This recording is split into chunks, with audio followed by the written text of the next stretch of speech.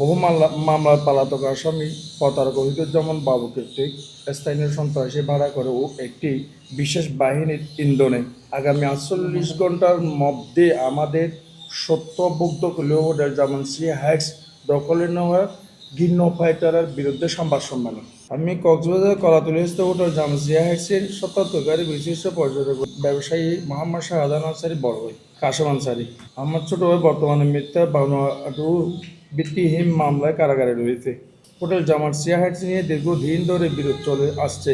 Developer মালিক ওহিদুজ্জামান বাবুর সাথে আমার ভাই জনাব মোহাম্মদ শাহজাহান আনসারি দলিল মূলে বিভিন্ন ফ্ল্যাট মালিকের কাছ থেকে 65টি ফ্ল্যাট ভাড়ায় বা কেনায় নিলেও ওই প্রতারক বেঈমান শহীদুজ্জামান বাবু নানান কলাকৌশল ও চলাচতুরি করে দেশটি না দিয়ে বেআইনিভাবে আবারও হোটেলটি দখলে নিতে মরিয়া হয়ে ওঠে। বিশাল অঙ্কের টাকার বিনিময়ে আইনশৃঙ্খলা বাহিনীর একটি বিশেষ বাহিনীকে ব্যবহার করে আবারও দখলে নিতে মরিয়া হয়ে উঠেছে। সম্প্রতি এরই মাঝে গত 1 সপ্তাহ আগেই আমাদেরকে বিনা নোটিশে একটি বিশেষ বাহিনী আমাদের মধ্যে বিরোধের বিষয়টি সমাধানের জন্য তাদের অফিসে ডেকে পাঠান। প্রতারক ওহিদুজ্জামান প্রলোভনে আমার ভাই শাহজাহান আনসারি কারাগারে থাকায় তার পক্ষ থেকে দুজন আইনজীবী সেখানে উপস্থিত হয়। গতকাল সকালে আমাদের প্রতিনিধিদের কারো কোনো বক্তব্য না শুনে, কাউকে কোনো কথা বলার সুযোগ না দিয়ে একজন ঊর্ধ্বতন কর্মকর্তা হুমকি দিয়ে নির্দেশ দেন আগামী 48 ঘন্টার মধ্যে হোটেল ছেড়ে দিতে, না হয় অবৈধ দখলদার হিসাবে হোটেলটি তাদের সহায়তায় প্রতারক ওহিদুজ্জামান বাবুর দখলে নেবেন বলে হুমকি দেন। উপস্থিতিদের এই বিষয়ে সাদা কাগজে লিখিত একটি মুচলেখা তৈরি করে ওই পক্ষে স্বাক্ষর করতে বলা হলে আমার ভাইয়ের পক্ষে যাওয়া অন্যান্য প্রতিনিধিরা স্বাক্ষর না করে চলে এলেও সাথে থাকা আমাদের পক্ষে যাওয়া দুজন আইনজীবী হতে সেখানে জোরপূর্বক স্বাক্ষর নিয়ে নেন। এতে করে আমরা চরম নিরাপত্তাহীনতায় ও আমাদের সর্বোচ্চ দিয়ে কেনা হোটেলটি দখলের ঘৃণ্য ষড়যন্ত্রমূলক অনুভব করছি। আমার ভাই মিথ্যা বানোয়াট ও ভিত্তিহীন মামলায় কারাগারে মানবতার জীবন যাপন করছে। ওহিদুজ্জামান বাবুর সাথে সমস্ত লেনদেন ও বিরোধীয় বিষয়ে সে ভালো করে জানেন ও সমস্ত ডকুমেন্ট তার কাছে রয়েছে।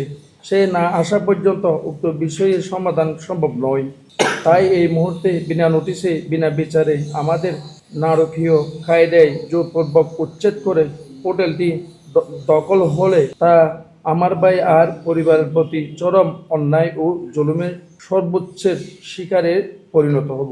আমাদের প্রতিপক্ষ বাবু একজন ওয়ারেন্টভুক্ত আসামি হওয়ার পরও তার সাথে বসে তার পক্ষ নিয়ে এরকম একতরফা নির্দেশ দিতে পারেন কিনা প্রশ্ন রইল।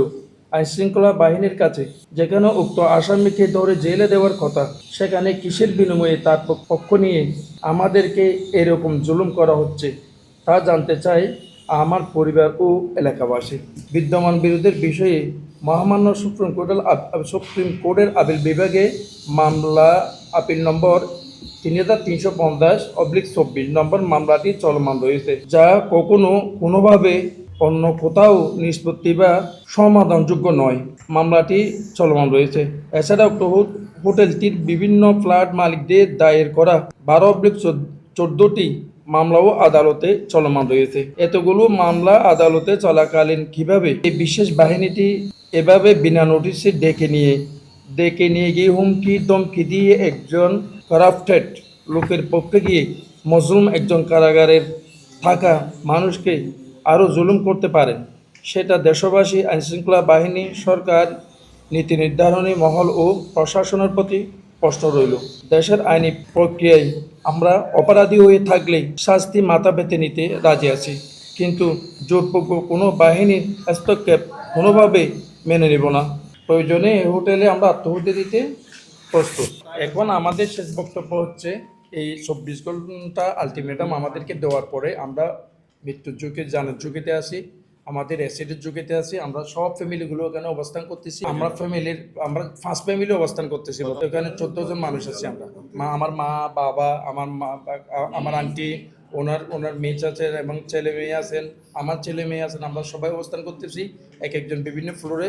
আমাদের যদি কোনো রকম জানের এবং মালের কোনো রকম ক্ষতি হয়, আপনাদের মাধ্যমে আমি জনগণকে বলতে চাই, আপনারা সবসময় আমাদের খোঁজখবর রাখবেন এবং সম্পূর্ণ দায়ভার যে প্রশাসন কিংবা সন্ত্রাসী দল বাবদ থেকে দিতে হবে। যেহেতু আমাদের রিজিকের স্থান হচ্ছে ওইটা, আমরা ওখানে আমরা অবস্থান করছি আজকে থেকে। আমরা এক এক ফ্যামিলি এক এক ফ্লোরে থাকি। যদি কোনো রকম আমাদেরকে জুলুম করা হয়, ফ্যাসিস্টরা যেমন করছিল আমাদেরকে, এভাবে যদি আমাদের উপর জুলুম করা হয়, কেউ যদি জোরপূর্বক দখলে নেওয়ার চেষ্টা করে, আমরা প্রতিরোধ করব। যদি নাও পারি, আমরা বিভিন্ন ফ্লোর থেকে আত্মহতি দেব। এই দায়ভার যে প্রশাসন, যে বাহিনী যাবেন, আপনাদের মাধ্যমে আমি জানাতে চাই, ওনাদের নিতেই হবে।